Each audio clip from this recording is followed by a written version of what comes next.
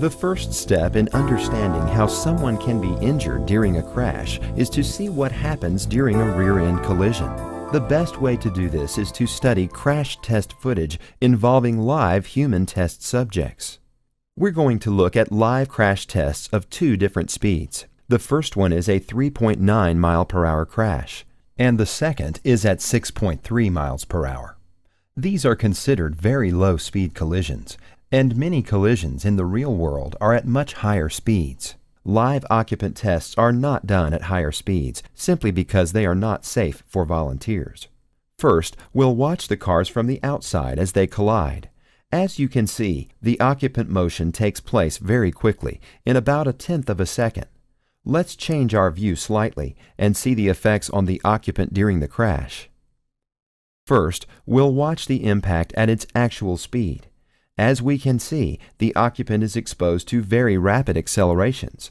In fact, in this collision of just 4 miles per hour, the occupant's head experienced 5 Gs of force, comparable to what a fighter pilot might experience, but without any protective equipment.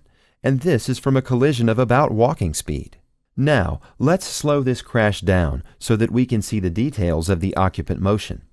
As we can see in this video, the car is accelerated forward, pushing the pelvis and torso forward with the car seat. Since the occupant's head is not in contact with the car, it lags behind the body until it hits the head restraint.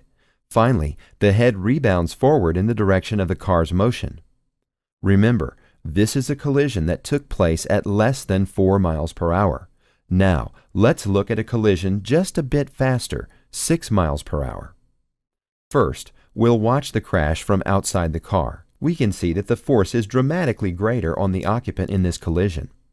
When we move inside the car, we can see that although the speed of the collision is just slightly faster than the first crash, the occupant forces are much more dramatic. When we slow down the crash test, we can see the same body motion as before, but the accelerations that the occupant experiences are much higher. In this crash test, the occupant experienced 9 Gs of force, almost twice that of a 4 mile per hour crash. So, though the speed only increased by 50%, the forces on the occupant doubled. To demonstrate how this can result in injury to the neck, let's look at it this way.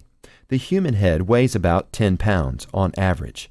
When accelerated to 9 Gs, the human head effectively weighs 9 times its normal weight, or 90 pounds. And all of this occurs in just a fraction of a second. As we'll see in the other videos, it is the rapid acceleration of the head in relation to the torso that results in whiplash injuries.